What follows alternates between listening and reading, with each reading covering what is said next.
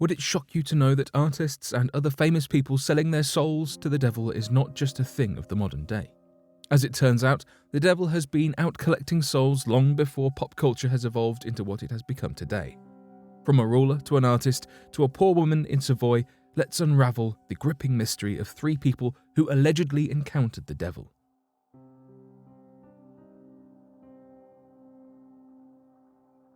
Oliver Cromwell. Oliver Cromwell went down in history as a military and political figure who freed England from the authoritarian Charles I. He was given the high honour of being the Lord Protector of the Commonwealth of England, Scotland and Ireland. However, this is not his only legacy. While the English praised him for his great bravery, he was despised by the Irish who believed he was a king-slaying religious maniac.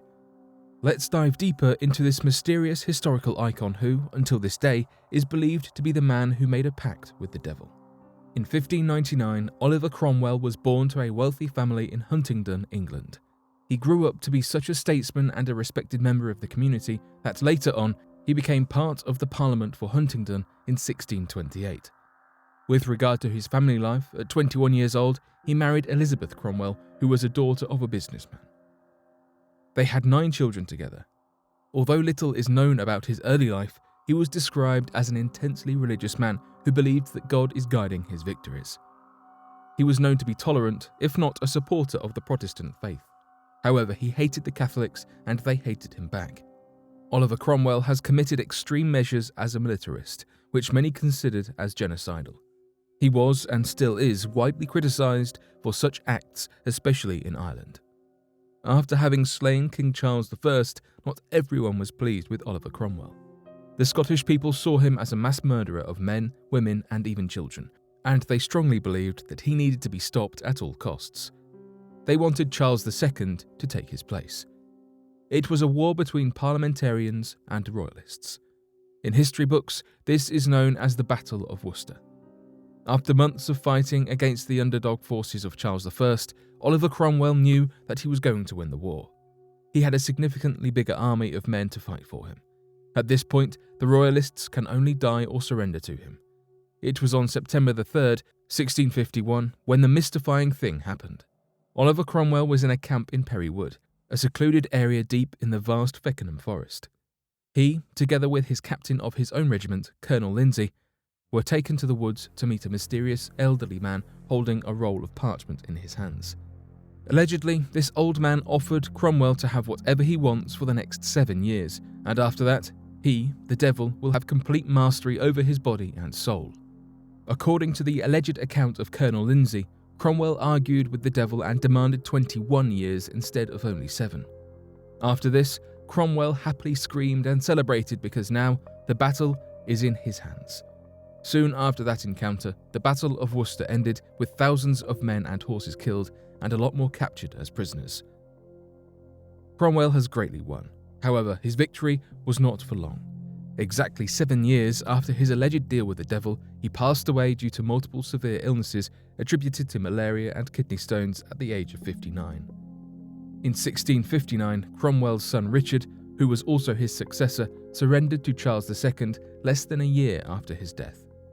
This is known in history as the Restoration. Fueled by vengeance, the new king ordered that the body of Cromwell be removed from his grave and be executed despite already being dead. Cromwell was hanged and beheaded in public, and his head was placed on a spike above Westminster Hall. The question of whether or not Oliver Cromwell's deal with the devil was for real is still left unanswered and continues to be a mystery more than 3 centuries after his death.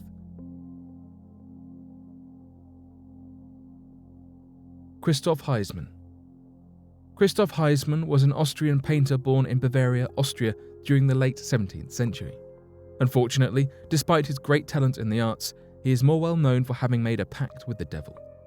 Unlike other similar accounts of encounters with the devil, this one is according to no one other than Heisman himself. Some people think he was just mentally ill. However, many believe that he was telling the truth. Little is known about his early life, aside from the fact that he was born to a poor family sometime between 1651 and 1652 in a town called Traunstein. When he was about 16 or 17 years old, he lost a parent and he became very poor. That's when he allegedly sold his soul to Satan. Heisman was elaborate in telling the story of his encounter with the devil. According to him, one day the devil appeared to him as a wealthy citizen with a large black dog. He said the devil asked him why he was sad and miserable, and he offered to help him in any way possible for 9 years if Heisman would be willing to become his bounded son. Having agreed to the terms, he claimed that he made 2 pacts, one in ink and the other in his own blood. This was followed by exorcisms, paintings of several images, and writing in his diary illustrating his encounter with the devil. Kristof Heisman became a well-researched case for renowned psychologists, including Sigmund Freud. As he studied his life, paintings, and manuscripts, he came to several conclusions explaining why he behaved and thought the way he did. One of Freud's theories is that Heisman showed suppressing homosexual tendencies basing on the way he femininely illustrated himself in his paintings.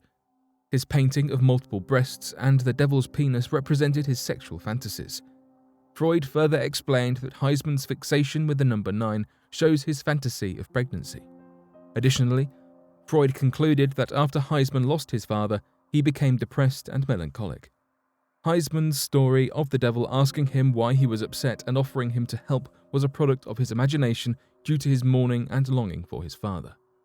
Freud concluded that for the impoverished painter, the devil was a father figure.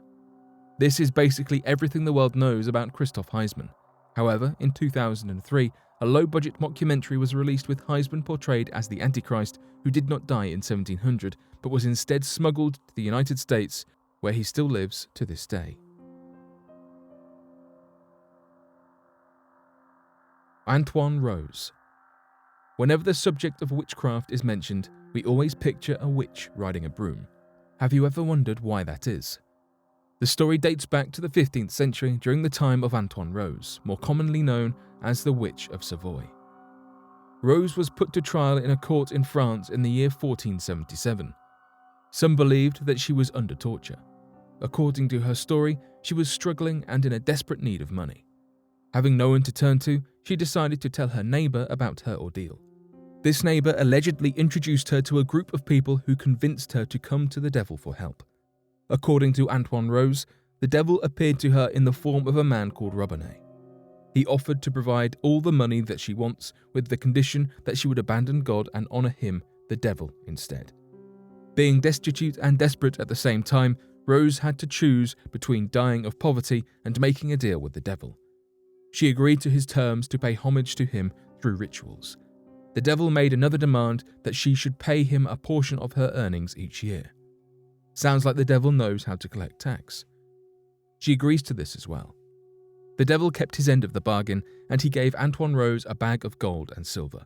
He also gave her a few other things that she did not exactly ask for.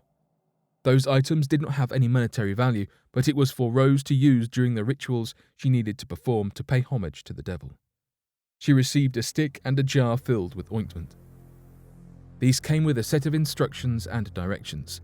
To her surprise, all she needed to do was dip the stick to the ointment, mount it, and utter the words, "Go, in the devil's name, go."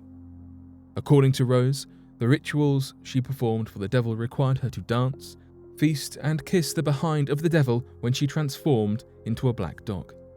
She admitted that she was terrified when she met the devil the first time. She recounted that he had a hoarse voice that she hardly understood what he was saying. Antoine Rose's story is not the original when it comes to the devil giving women powers to fly on a broomstick. Guillaume Edelin was earlier by a few years who shared her story in 1453. Guillaume admitted to being forced and tortured to fly on a broomstick. Every culture has its own version of the origin of witches. As for France and the whole world, Rose and Edelin's stories are how the broomstick started coming into the picture. The question that comes to mind after hearing these accounts is not so much whether or not they were real, but how much gold and silver did they get, and was it worth it?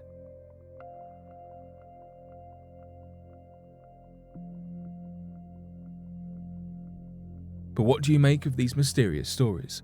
Be sure to let us know your thoughts in the comments section below and help us by growing this community while working to solve these unexplained mysteries. Thank you for watching, and don't forget to subscribe for more videos.